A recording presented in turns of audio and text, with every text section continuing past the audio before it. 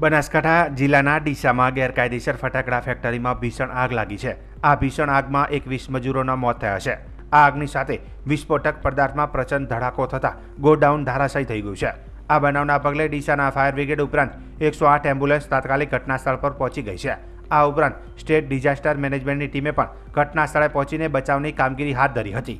આ ઘટનાના પગલે ફેક્ટરી માલિક ભાગી ગયો છે અને શ્રમિકોના મૃતદેહને ઓળખવાની કામગીરી શરૂ કરી દેવાઈ છે। જેમાં પ્રાપ્ત માહિતી મુજબ ફટાકડા બનાવવાના દારૂગોળામાં પ્રચંડ વિસ્ફોટક થતાં આગ લાગી હોવાનું અનુમાન લગાવવામાં આવી રહ્યું છે। વિસ્ફોટ એટલો પ્રચંડ હતો કે બાજુમાં આવેલું ગોડાઉન ધરાશાયી થતાં 200 મીટર સુધી કાટમાળ ફેલાયો હતો, જ્યારે મજૂરોના માનવ અંગો પણ દૂર દૂર સુધી ફેંકાયા હતા। આ ઘટનાની જાણ થતાં ડીસા નગરપાલિકાના ફાયર ફાઇટરો અને 108 એમ્બ્યુલન્સ તાત્કાલિક ઘટનાસ્થળે પહોંચી ગયા હતા। હાલ એસડીઆરએફની ટીમે પણ ઘટનાસ્થળે પહોંચી રેસ્ક્યુની કામગીરી હાથ ધરી છે। એફએસએલની ટીમ દ્વારા પણ વિસ્ફોટક અંગે તપાસ હાથ ધરવામાં આવી રહી છે। જોકે આ સમગ્ર ઘટનાના વિડીયો વાયુવેગે બનાસકાંઠા સહિત ગુજરાતમાં પ્રસરી જતા ઉહાપા સાથે મૃતકો પ્રત્યે સંવેદનાઓ વ્યક્ત કરાઈ રહી છે। દીપક ટ્રેડર્સ નામની ફેક્ટરીમાં વિસ્ફોટ થયો હતો। અહીં મોટા પાયે ફટાકડા બનાવવાનું કામકાજ ચાલે છે। ઉત્તર ગુજરાતમાં ફેક્ટરી મોટા પાયે ફટાકડા પૂરા પાડે છે। આશ્ચર્યની વાત એ છે કે ફેક્ટરી માલિક ખૂબચંદ સિંધી પાસે ફક્ત ફટાકડા વેચાણ કરવાની પરમિશન છે, પરંતુ તે ફટાકડા બનાવતો હતો। તેથી સ્થાનિક પોલીસ અને વહીવટી તંત્રે બહુઆયામી ધોરણે તપાસનો પ્રારંભ કર્યો છે। જોકે ઘટના સ્થળે બનાસકાંઠા કલેક્ટર મિહિર પટેલ, ડીસાના ધારાસભ્ય પ્રવીણભાઈ માળી, અધ્યક્ષ શંકરભાઈ ચૌધરી, ઉદ્યોગ મંત્રી બળવંતસિંહ રાજપૂત તેમજ નાયબ કલેક્ટર નેહાબેન પંચાલ, ડીવાયએસપી CL સોલંકી અને મામલતદાર વિપુલભાઈ બારોટ સહિતના અધિકારીઓ હાજર રહ્યા હતા। હાલમાં જેમ મેં વાત કરી એમ પ્રચંડ વિસ્ફોટના લીધે સમગ્ર ફેક્ટરીનો RCC સ્લેબ એક સાથે ધરાશાયી થઈ ગયો હતો। RCC સ્લેબના કાટમાળને JCB તથા અન્ય મશીનરી દ્વારા દૂર કરવાની પ્રક્રિયા હાલમાં ચાલુ છે। જેમ જેમ કાટમાળ દૂર થઈ રહ્યો છે તેમ તેમ ડેડ બોડીઝ પણ રિકવર થઈ રહી છે। હાલમાં કુલ 13 જેટલી ડેડ બોડીની રિકવરી થઈ છે તથા કાટમાળને દૂર કરવાની પ્રક્રિયા હાલમાં ચાલુમાં છે। હાલમાં કુલ 4 જેટલા લોકો ઇજાગ્રસ્ત થયા છે, જેમાંથી 2ને પાલનપુર સિવિલ હોસ્પિટલ અને 2 ઇજાગ્રસ્તને ડીસા સિવિલ હોસ્પિટલ ખાતે રિફર કરાયા છે અને 4 ઇજાગ્રસ્ત હાલમાં સ્ટેબલ છે। અંદાજિત સવારે 9:45ની આજુબાજુ ફેક્ટરીમાં પ્રચંડ વિસ્ફોટ થયો હતો। વિસ્ફોટ એટલો બધો તીવ્ર હતો કે એક સાથે વિસ્ફોટ થવાની સાથે જ સમગ્ર ફેક્ટરીનો RCC સ્લેબ નીચે બેસી ગયો હતો અને જે પ્રાથમિક દ્રષ્ટિએ જાણવા મળી રહ્યું છે તે મુજબ ત્યાં કામ કરતા મજૂરોના પરિવારો પણ અહીંયા જ રહેતા હતા। એથી એ જે પરિવારો છે એ સ્લેબ નીચે દટાયા હોવાનું પ્રાથમિક દ્રષ્ટિએ જાણવા મળી રહ્યું છે। હાલમાં 13 જેટલી ડેડ બોડીઝ રિકવરી થઈ છે અને જે ચોક્કસ માહિતી છે એ ટૂંક સમયમાં આપને આપીશું। ગોડાઉન વિશે કોઈ જાણકારી? મેં જેમ આપને કીધું એમ અહીંયા આગળ ફટાકડા બનાવવાનું જે કામ હતું એ ચાલી રહ્યું હતું અને એ દરમિયાન વિસ્ફોટ થયો હોય એવી પ્રાથમિક માહિતી હાલમાં મળી રહી છે। અલગ અલગ ટીમો દ્વારા બાકીની તપાસ ચાલુમાં છે। જે બનાવ બન્યો છે બહુ દુઃખદ છે। મેં આદરણીય CM સાહેબને જઈને મારે વાત થઈ છે। CM સાહેબે સૂચના આપી છે તો આગળ સ્થાનિક કલેક્ટરશ્રી અને બધા જ અધિકારીઓની ટીમ તો આગળ કેટલાય ટાઈમથી કામ કરી રહી છે અને હું પણ દિશા મુકામે જઈ રહ્યો છું। બચાવની કામગીરી ચાલુ છે। કોઈ પણ દોષી થશે અને સરકાર છોડશે નહીં। અંદાજે હમણાં મેં પૂછ્યું 13 જણનું મને એ લોકોએ કીધું છે અને જે લોકો દટાયા છે એના માટે પણ કોશિશ કરી। પ્રાથમિક રિપોર્ટ આવ્યો છે। ઉલ્લેખનીય છે કે મુખ્યમંત્રી ભૂપેન્દ્ર પટેલે આ ઘટના પર શોક વ્યક્ત કરતા જણાવ્યું કે આ દુર્ઘટના હૃદયદ્રાવક છે। દુઃખની આ ઘડીમાં મારી સંવેદના મૃતકોના પરિવારજનો સાથે છે। હું વહીવટી તંત્ર સાથે સતત સંપર્કમાં છું અને ઇજાગ્રસ્તોને ઝડપથી સારવાર મળે તે સુનિશ્ચિત કરવા સૂચનાઓ આપી છે। સરકારે મૃતકોના પરિવારજનોને 4 લાખ રૂપિયા અને ઘાયલોને 50,000 રૂપિયાની સહાયની જાહેરાત કરી છે। ડીસા ખાતે ખૂબ દુઃખદ ઘટના બની છે, જેની અંદર 18 જેટલા મૃત્યુ નોંધાયા છે। સદર ડીસા વિસ્તારની અંદર આ ફટાકડા સ્ટોરેજ કરવા માટેના જે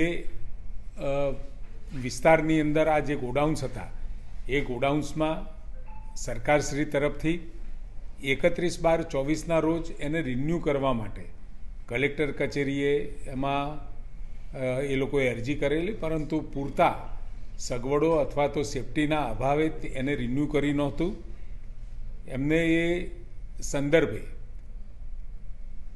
ડીએસપી કચેરીમાંથી પણ અભિપ્રાય માટે જ્યારે આવ્યું એટલે 31/12/24ના રોજ રૂબરૂ એ સ્થળની મુલાકાત કરી હતી. એ વખતે ખાલી હતું, વિડીયોગ્રાફીને બધું જ કર્યું હતું.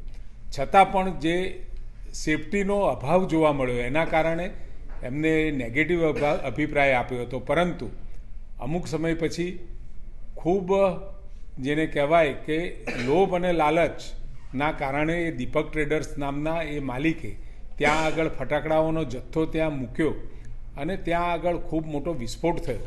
અને એ વિસ્ફોટ થવાના કારણે આગ કે એવો કંઈ બનાવ બન્યો નથી, પરંતુ એ વિસ્ફોટના કારણે આખો સ્લેબ એ ધરાશાયી થયો ને અંદર કામ કરતા પરપ્રાંતીય મજૂરોના મૃત્યુ થયા છે. ખૂબ દુઃખદ વિષય છે. તાત્કાલિક કલેક્ટરશ્રી, એસપીશ્રી અને એમાં પણ 7 ફાયરની ટીમો, 8 એમ્બ્યુલન્સ, 25 લોકો સાથે એસડીઆરએફની ટીમ, 4 જેસીબી, ઇટાચી વગેરે વગેરે જે પણ કોઈ તાત્કાલિક વ્યવસ્થા માટેના જે પણ જરૂરી પગલાં હતા એ વહીવટીતંત્રએ ભર્યા છે અને ત્યાં પહોંચી પણ ગયા છે. કામગીરી અત્યારે ચાલુ છે. લગભગ 22-23 લોકો એની અંદર હશે એવો એક અંદાજ મળ્યો. એટલે 18 જેવા મૃત્યુ થયા અને 5 જણા ઇન્જર્ડ છે. એમાંથી 3 જણને પાલનપુર અને 2 જણ ડીસા ખાતે હાલ સારવાર અર્થે છે. તો બીજી બાજુ વિધાનસભાના અધ્યક્ષ શંકરભાઈ ચૌધરી ડીસા પહોંચ્યા હતા. તેમણે મીડિયા સાથેની વાતચીતમાં જણાવ્યું હતું કે આ દુર્ભાગ્યપૂર્ણ ઘટના છે. મજૂરી કરતા લોકોએ પોતાના જીવ ગુમાવે છે. ઈજાગ્રસ્તોની સારવાર માટે વ્યવસ્થા કરવામાં આવી છે. આ માફ કરી શકાય તેવી ઘટના નથી. રાજ્ય સરકાર કાયદેસરના પગલાં લેશે તેમ જણાવ્યું હતું. એક ખૂબ દુર્ભાગ્યપૂર્ણ હાદસો છે. અનેક લોકોએ પોતાના જીવ ગુમાવ્યા છે. હોસ્પિટલની અંદર જે સારવાર લઈ રહ્યા છે તેમને સારવાર માટેની સૂચના બધી માન્ય મુખ્યમંત્રીશ્રી કક્ષાએથી પણ અપાઈ છે. અને અહીંયા ડૉક્ટરની મિત્રો અહીંયા અને પાલનપુર બંને હોસ્પિટલોમાં સારવારની વ્યવસ્થા કરી રહ્યા છે. બહુ દુઃખદ આ ઘટના છે.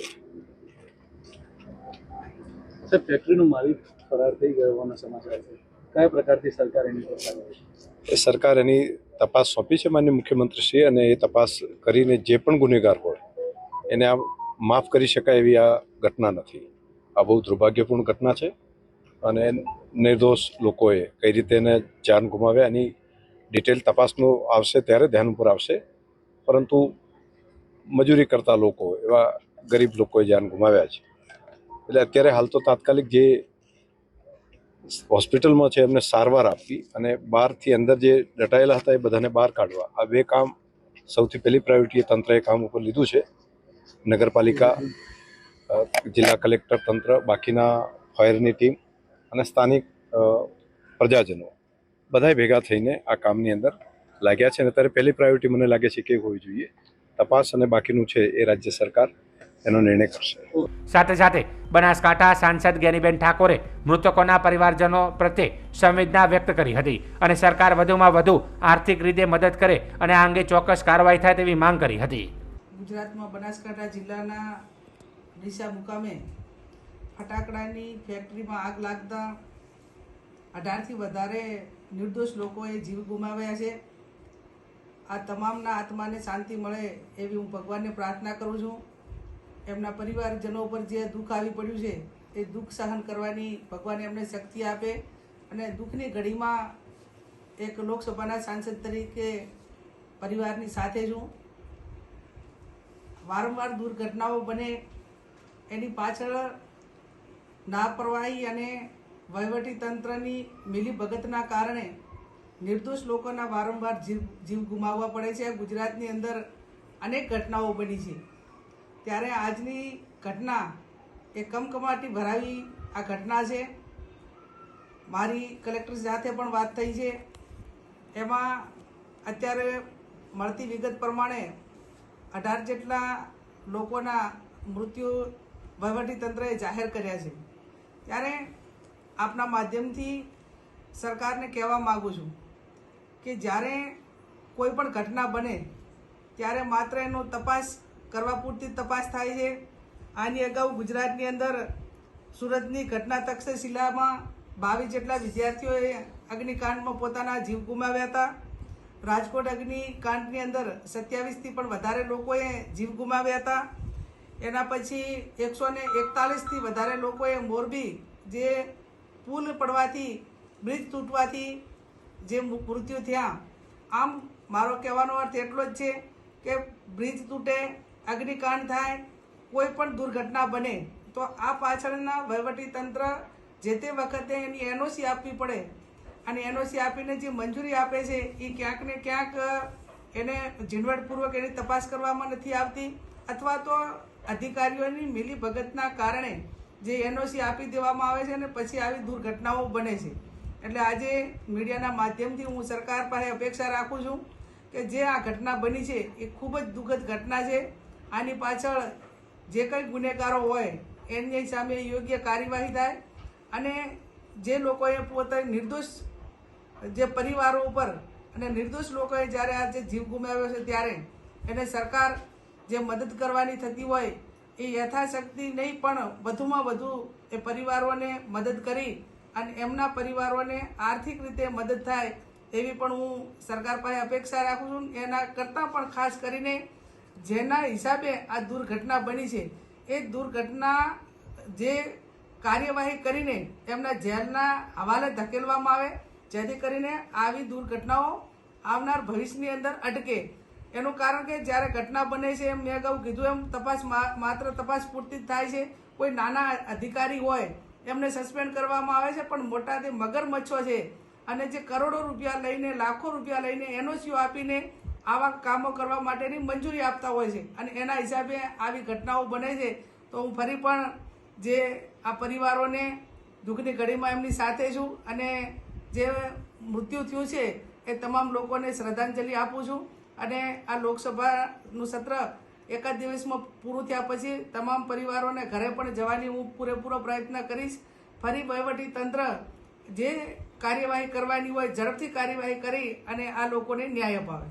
लेकिन गुजरात में बहुत बड़ी बड़ी घटनाएं एक के बाद एक होती हैं. हर बार कहा जाता है कोई આ ઘટનાએ ફેક્ટરીઓમાં સુરક્ષા ધોરણો અને લાયસન્સના અભાવે સર્જાતી જોખમી પરિસ્થિતિઓ પર ફરી એકવાર સવાલો ઊભા કર્યા છે. તંત્ર દ્વારા આ મામલે હાલ તો વધુ તપાસ હાથ ધરવામાં આવી રહી છે.